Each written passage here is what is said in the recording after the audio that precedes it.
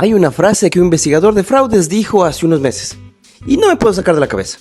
La peor parte no es cuando las víctimas no saben que las están estafando. Lo peor es cuando ya lo saben y ahí están y siguen. Y es que una víctima le confesó directamente a un especialista algo que me dejó sin palabras, anonadado. Y dijo, sé que es falso, pero es el único que me dice que me ama. Pagaría solo por escuchar eso. Esa mujer ya había perdido su casa, sus ahorros de 30 años, sus relaciones familiares, todo, absolutamente todo. Y seguía enviando dinero. Hoy te voy a contar cómo funciona el fraude romántico con inteligencia artificial. Y no como un tutorial de prevención, sino como la historia real de personas reales que cayeron en él. Y por qué en cualquiera de nosotros podíamos también caer, según yo. Vamos. A ver, lo primero que tenemos que hacer es derrumbar el mito. Cuando la gente escucha estafa romántica, imagina a alguien mayor, poco educado, tecnológicamente perdido. Pues la realidad es completamente diferente, déjame te digo. Según los datos del 2025-2026, las víctimas de fraude romántico con inteligencia artificial son profesionales con educación universitaria, personas de entre 35 y 60 años, personas de momentos de transición, divorcios, pérdidas, cambios de ciudad, jubilaciones recientes. Y es que no es un problema de inteligencia, es un problema de momento vital y de ingeniería psicológica. El proceso tiene una lógica psicológica muy clara y cuando le ves desde afuera es casi admirable en su precisión, aunque lo que describe sea terrible. Fase 1. El contacto. No llega de forma obvia, llega como un mensaje perdido. Creo que te escribí por error, disculpa. O como una solicitud de amistad de alguien con un perfil atractivo y coherente. O como un contacto en una aplicación de citas. La primera interacción no pide nada, solo existe. Fase 2. La construcción de confianza. Esto puede durar semanas o meses. El contacto es diario. Los mensajes llegan a horas consistentes, hay atención genuina, preguntan sobre tu día, tu familia, tus preocupaciones. El sistema de la inteligencia artificial analiza tus respuestas y adapta la conversación. Si mencionas que extrañas a tu madre, pues el personaje tiene una historia con su madre. Si mencionas que te sientes sola o solo, el personaje lo valida y profundiza. Es personalizado, es paciente y funciona. Fase 3. La prueba de confianza. Y es que en algún momento, cuando la relación ya está establecida, llega la primera solicitud. Siempre pequeña, siempre con una justificación razonable. Una emergencia médica, un trámite de viaje o un problema con una transferencia internacional. Y pues, la víctima ayuda. Porque ayudar a alguien que amas es lo que se hace, pues no. Y el dinero llega. Confirma que la historia es real. El vínculo se fortalece. Fase 4. La escalada al siguiente nivel. Las solicitudes crecen, siempre con explicaciones, ¿no? Siempre con promesas de devolución, siempre con la garantía de que pronto nos veremos y lo arreglaremos todo. El vínculo emocional es tan fuerte que la lógica financiera ya no funciona como debería. Hay víctimas que piden prestado a sus familias, que venden activos, que usan tarjetas de crédito al límite. Y no porque sean irracionales, sino porque están enamorados. Fase 5. La matanza. En algún punto el contacto desaparece, o el personaje muere dramáticamente en un accidente, o simplemente los mensajes dejan de llegar. La víctima queda sola, sin el vínculo emocional, sin el dinero, y muchas veces sin poder explicarle a la familia lo que pasó, porque no quiere admitir que estuvo 2 años hablando con una inteligencia artificial. Y es que los grupos criminales que operan estas estafas, muchos de ellos son sede en el sudeste asiático con víctimas en todo el mundo. Usan herramientas de inteligencia artificial para crear personas que no existen, no fotos robadas, rostros generados, una cara que nunca estuvo en ningún banco de datos, una persona que técnicamente no existe en el mundo. Y los modelos son convincentes, porque tienen consistencia facial, la misma persona en diferentes ángulos, con diferente ropa, en diferentes situaciones, un perfil completo. Y esto es lo que más me preocupa del 2026, que con apenas unos segundos de audio, un video público, un mensaje de voz en redes, una herramienta de inteligencia artificial puede clonar la voz de cualquier persona o crear una voz nueva, cálida, paciente, con el acento exacto que la víctima va a encontrar atractivo. Y en una videollamada por WhatsApp o Zoom, el sistema funciona en tiempo real. El rostro generado responde, la voz responde, hay gesticulación facial, hay pausas naturales. Y no es un video pregrabado, es una conversión real con una persona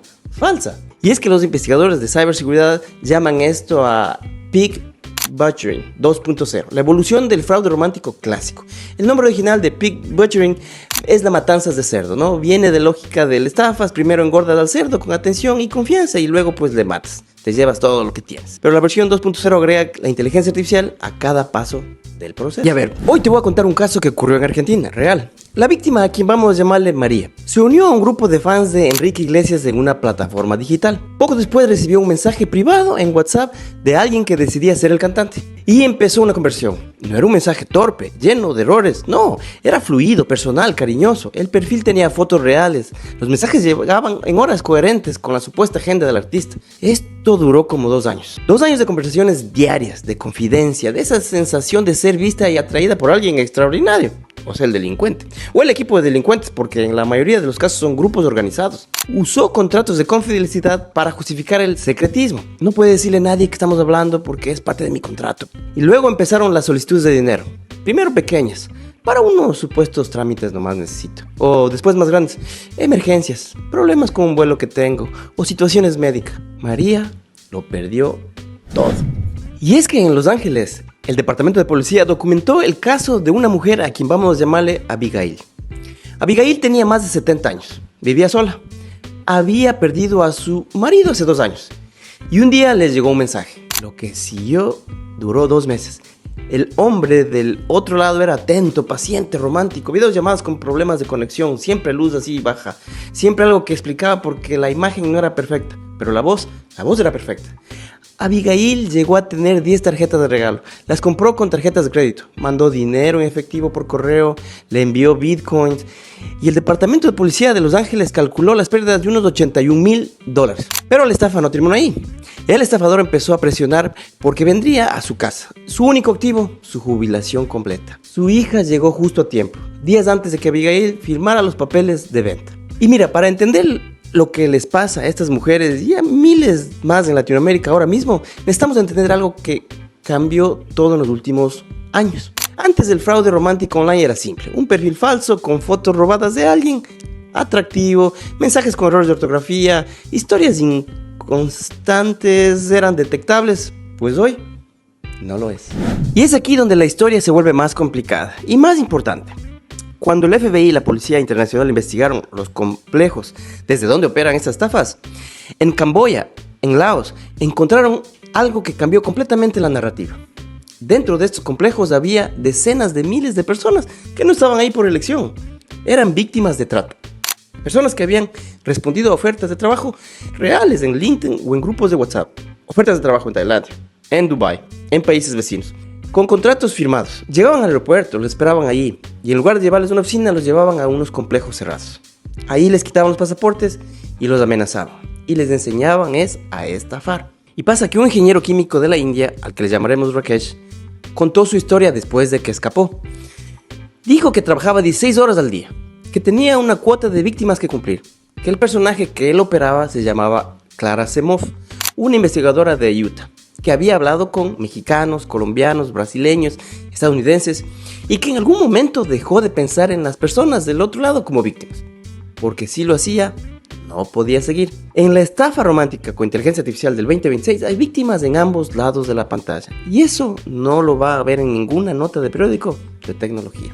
Y es que en abril del 2026 la policía de Dubái ejecutó uno de los operativos más grandes de la historia contra estas redes. 9 complejos, 275 detenidos en un solo día. El Departamento de Justicia de Estados Unidos confiscó $580 millones relacionados con estas operaciones. Pero hay algo que los propios investigadores admiten. Por cada complejo que cierran, abren 3 más. La estructura es descentralizada. Los fondos se mueven en criptomonedas. Los operativos tardan años en construirse. Entonces la pregunta que más me hacen es, ¿por qué los bancos no lo detectan? Es que la respuesta es perturbadora. Porque la víctima hace las transferencias ella misma, con sus propias credenciales, desde su propio dispositivo, sin alterar ningún tipo de patrones de comportamiento que los sistemas bancarios monitorean. Es que no hay hackeo, no hay acceso no autorizado, hay consentimiento de alguien que fue manipulado psicológicamente durante meses. Y aquí los números que asustan. Voy a darte los números, porque los números cuentan una historia que las palabras no pueden. En el 2024, las estafas del tipo pig butchering aumentaron un 40% a nivel global. Las pérdidas globales de ese año, cerca de $9,000 millones. Y los expertos dicen que el número real puede ser 3 veces mayor, porque la mayoría de las víctimas no denuncian. Y es que en el 2025, $35,000 millones fueron enviados a esquemas de fraude en total. El pig butchering representado una porción significativa, especialmente en México, donde hay casos documentados con nombres reales ante el Conducef y la Policía Cibernética de la Ciudad de México. En Argentina, el caso del Enrique Iglesias es uno de los documentos por ESET Latinoamérica. En Colombia, Brasil, Perú, la historia también se repite. Y el dato que más me impacta: el FBI identificó en el 2026 ya 8.935 víctimas de fraude en criptomoneda. 77% de ellos no sabían que estaban siendo estafados. No lo sabían, les estaban estafando y no lo sabían hasta que alguien les avisó. Ahora, ¿qué es lo que puedes hacer tú? Y quiero ser muy claro en algo antes de darte estas acciones. Si conoces a alguien, un familiar, un amigo, alguien que está en una situación de soledad o transición, que de repente empezó a hablar con una nueva persona, una nueva relación online que nadie conoce, presta atención, no para juzgar, para estar presente. A ver, aquí las 5 señales de alerta. 1. La persona que contacta jamás puede verse en persona, ni en videollamada espontánea, siempre hay una excusa técnica. 2. La relación avanza muy rápido emocionalmente, declaraciones de amor en semanas, planes de futuro en meses y esas cosas. 3. Hay secretismo, no le cuentes a tu familia todavía, o esto solo es entre nosotros. 4. En algún momento llega una solicitud de dinero, siempre con una justificación urgente y emocional. 5. Nunca pueden demostrarte que son quien dicen de la forma espontánea o inmediata que te tratan de decir. Ahora déjame que te diga lo que sí hacer si ya caíste o si sospechas. Si sospechas, busca una imagen de perfil en Google Images. Haz una búsqueda inversa. Muchos usan fotos de personas reales que no tienen nada que ver con la estafa. Si la persona se resiste a una videollamada espontánea, pues pide verla en ese momento, sin previo aviso. Eso es una señal muy clara. Si ya enviaste dinero, no entres en pánico. Denuncia inmediatamente a tu banco, a la policía cibernética de tu país o a la unidad de delitos informáticos, por ejemplo en Colombia y Argentina.